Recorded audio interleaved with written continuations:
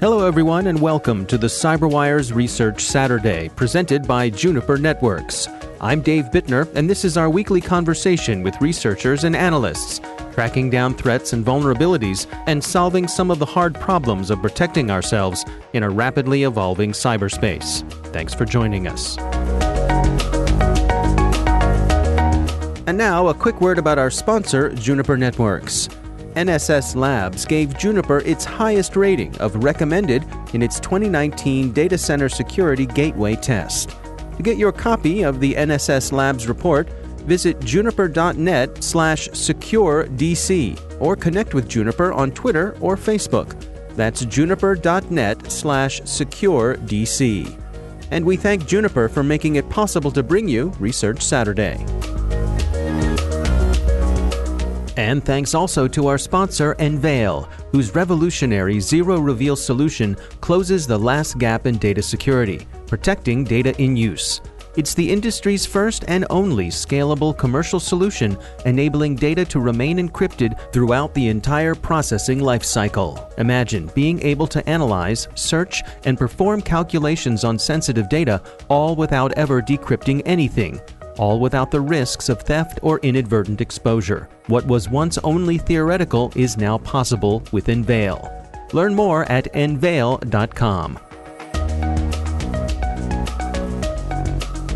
So it actually was found during just some proactive internet or IoT of things threat hunting. That's Jen Miller-Osborn. She's Deputy Director of Threat Intelligence for Unit 42 at Palo Alto Networks.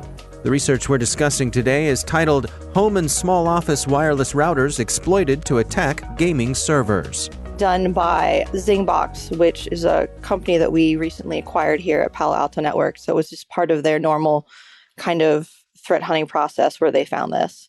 So take me through that discovery process. What first caught their eye? What first caught their eye was that it was a newer variant of this Gasquet botnet where they had added a new CVE to it. So that was really what kind of distinguished this initially. Well, let's go through it together. What are they setting out to do here? Give me some high-level description of what we're talking about. Sure. So this botnet in particular tends to focus a lot on gaming servers, particularly like trying to do distributed denial of services to take down a gaming server. So that isn't to say they're targeting a gaming company itself. What they're doing is targeting the gaming servers that people can set up separately or that can cover different regions. It's been going on for years now with gamers where it can be a competitive thing or it can be a bit of, one player doesn't like the other. With a lot of these online games, sometimes personalities get involved. And that's when you started to see these botnets coming in where you would see kind of players going after each other to try to either kick someone off, or maybe there's a particular goal they're going after and they want to make sure they get that prize that day. So they're trying to control the number of people that are able to play, those sorts of things. And it's, for as silly as that sounds, it can actually cause quite a few problems, in particular because the devices that they target, typically the only time an organization becomes aware that their routers have been compromised is when someone else lets them know, say, their provider or someone that's actually being attacked says, we're getting all of this malicious traffic coming from your network space. So it can cause issues both for the brand, if they're, it's a company that where the routers got compromised and they're being perceived as doing some sort of attack, which they actually aren't doing, that can cause problems and also can degrade network functionality as well. So it can cause a lot of problems for organizations where it will slow a network down to the point where it can be unusable. So these things sometimes seem more almost like a nuisance kind of attack more than anything else, but they can have real world important kind of consequences. And in this case, in the research that you published here, they're going after some specific brands and types of routers? Yes. So they were using 3 different CVEs. 2 of them had been present for a couple of years. One is for a Huawei router. There's another one for a Realtek router.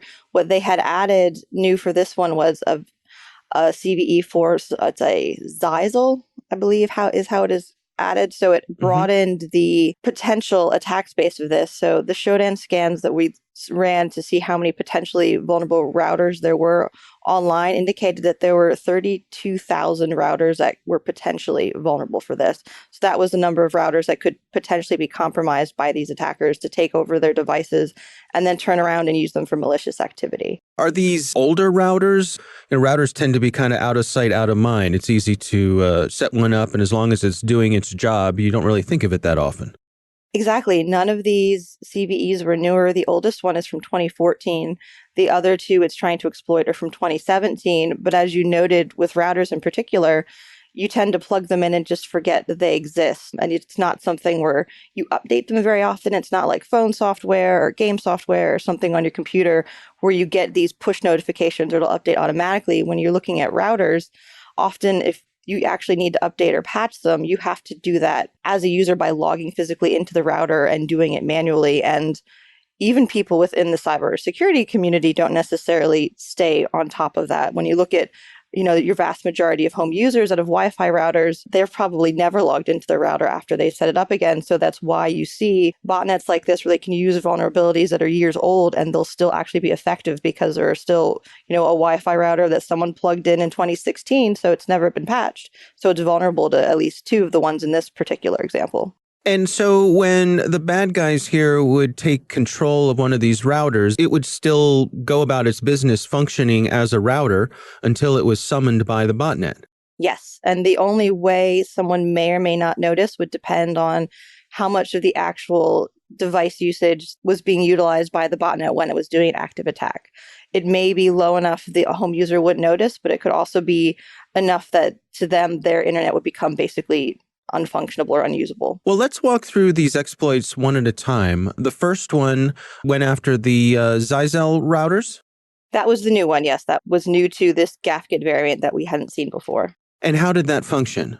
So what happens with this, and that was a bit interesting with this particular sample, is instead of doing dictionary attacks, which is something you see tends to be a lot more common with the botnets, instead of doing a dictionary attack, was doing remote scanning for these three vulnerabilities, basically. So it was a different type of approach.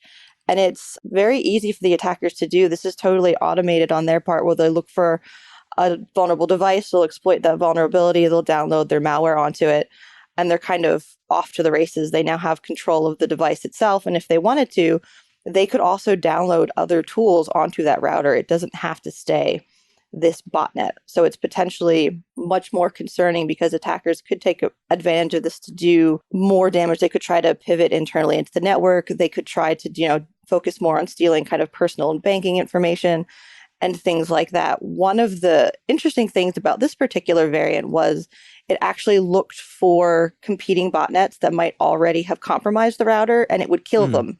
It would kill those programs to ensure that it was the only botnet able to use that router, which was right. No fun. Honor among thieves. Yeah, exactly. This is mine now. Right. Yeah. Well, let's talk about the second one here. This is the one that went after the Huawei routers. Mm-hmm. What are some of the specifics of that one? So it's similar to the other one. This one was particular to crafting malicious packets for a specific port. But once they had successfully exploited it, the router is fully compromised and they could get it to run any sort of code that they wanted to. So once they did that one small automated thing, which really for the attackers is basically just a push of a button, they would own the device entirely and they could do whatever they wanted with it. And then the third one was the one that went after the Realtek routers. Anything different about that one? No, that one seems to be so popular. It's the oldest one at 2014, but it was also the most serious flaw among the three. So that's one of the reasons it's likely still being used, because if you can find a vulnerable device for it, it works really well. In terms of the actual attacks that these routers could be part of once they became part of the botnet, what was going on there? This was still focusing on gaming servers around Valve. So those are games such as Half-Life and Team Fortress 2. A lot of these are quite popular. So one of the things I want to note is this wasn't an attack on Valve itself, because when you play these sorts of games, anyone can run their own server on their own network. So what you're seeing when they're doing these attacks, they're not going after the parent company. They're going after those specific servers that are targeting their competitors, basically, other players and other teams that are also playing the game that they're playing. And the goal typically is just to improve their own performance, basically. They're trying to hinder other teams or other players so they can get the most points, get ahead the farthest when there's these special events running to try to make sure they're the ones that are winning these special limited edition items and not other people. So it's somewhat, I hesitate to say it's a bit of a childish kind of thing to do, but it's structured purely around just gaming and wanting to get ahead of other people. So it's just another version of cheating, essentially. Right. It's just as these games are progressing and becoming more digital, it's just another kind of way to try to cheat your way ahead. Yeah, and I suppose by virtue of the fact that there's what seems to be a thriving market in buying access to these botnets, there are lots of people out there who take this quite seriously. Yes, when you look at the amount of money some of the people that now can play games professionally, I mean, some of these players or these teams make upwards of multi-million dollars. You can see it's become this massive thing. And anyone, obviously none of those teams would do things like this, but for people that want to play, cheating has always kind of gone along. When there were cheat codes, when you had Nintendo where you could get free lives, there were a lot of things you can download that would be cheats for a lot of the games where you'd be kind of skirting the rules, and they'll get you banned. Anyone that would actually be running or would use this sort of service to try to get ahead in the game, when and if they're caught, their entire account will be banned and taken away from. But, people will take that risk anyway, because at the end of the day, quote unquote, all they're risking is that account. Nothing personally is going to happen to them. Let's dig into some of the things you published here about the actual marketplaces, the buying and selling of these sorts of things. What stuff did you dig up there? So we found, interestingly enough, not this particular botnet for sale on Instagram, but we did, while we were researching it, come across a number of other botnets that were being offered for sale across a number of different Instagram accounts, which just shows they're moving into newer marketplaces to try to reach broader people. This obviously breaks the terms of service for Instagram. We notified their account team and they took all those accounts down, but it highlights how these kind of criminals are broadening their marketplaces. Once upon a time, everyone thought the only way you could get access to these was on the dark web, this scary place that it was difficult to access and only criminals lived there. And now you see services like this being offered on accounts where everyone has an account, or the vast majority of people have an account. It's not something small and quiet and hidden and kind of difficult to access or something strange. It's things like Instagram. You'll see, there have been instances of malware going through LinkedIn and other kind of social media platforms. So you see criminals removing all of this sort of targeting and sales into the mainstream market, basically. Yeah, and we've got good-looking user interfaces. You can pay using PayPal. They've really made it easy to purchase what you want here. Mm-hmm. And their customer service tends to be really, really good because they need people to use this. And because it is criminal, they need to encourage people to continue to do it. So a lot of the ways they'll encourage customers is by having really good customer support, to the point where they'll even help with technical setup. So you could easily contact someone. You could have no knowledge of how any of this works, no knowledge really of networking, but you could contact one of these people and pay them to set up to do an attack against, in this case, say a competitor's gaming server.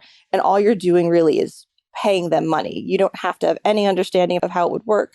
You don't need any technical knowledge at all. All you need to do is pay the fee. And that's something that's concerning as you see a lot of the criminal enterprises moving forward. The barrier to entry, where you used to need some level of technical knowledge, is going away. And now it's more of, you just need to be willing to pay, and the people with the technical knowledge will do these things as a service for you. So what are your recommendations for folks to protect themselves against this? If I'm either a small business or I got my home router, what's the best method to make sure that I'm not part of some sort of botnet somewhere? Patching the routers, it seems like something that's just an added hassle in this day and age, but much is the same way you need to patch your phone. You need to make sure your laptop is patched and your iPad is patched and your Kindle is patched. Your router is just another one of those things as we move forward further into the future, where all of these technical devices, they need to be updated to keep current, to keep ahead of the attackers. And that means that the owners are also going to have to take on some of the onus of ensuring they stay updated. Is this a matter where also maybe every few years it's part of my budgeting process that I install new routers? It can be, especially with how fast technology changes at this point. Maybe every 3 or 4 years, technology has changed enough where it's just simpler to change out the router than try to patch it and kind of have that hobble along where it can't necessarily take advantage of all of the newer features and speeds and things that are created. 3 or 4 years is a massive change in technology. Just think about what our internet speeds or even our phones looked like 3 or 4 years ago. Our thanks to Jen Miller-Osborn from Palo Alto Networks Unit 42 for joining us. The research is titled Home and Small Office Wireless Routers Exploited to Attack Gaming Servers. We'll have a link in the show notes. Thanks to Juniper Networks for sponsoring our show. You can learn more at juniper.net/security or connect with them on Twitter or Facebook. And thanks to Enveil for their sponsorship. You can find out how they're closing the last gap in data security at enveil.com. The CyberWire Research Saturday is proudly produced in Maryland out of the startup studios of Data Tribe, where they're co-building the next generation of cybersecurity teams and technology. The coordinating producer is Jennifer Iben. Our amazing CyberWire team is Stefan Vaziri, Kelsey Bond, Tim Nodar, Joe Kerrigan, Carol Terrio, Nick Valecki, Bennett Moe, Chris Russell, John Petrick, Peter Kilpie, and I'm Dave Bittner. Thanks for listening.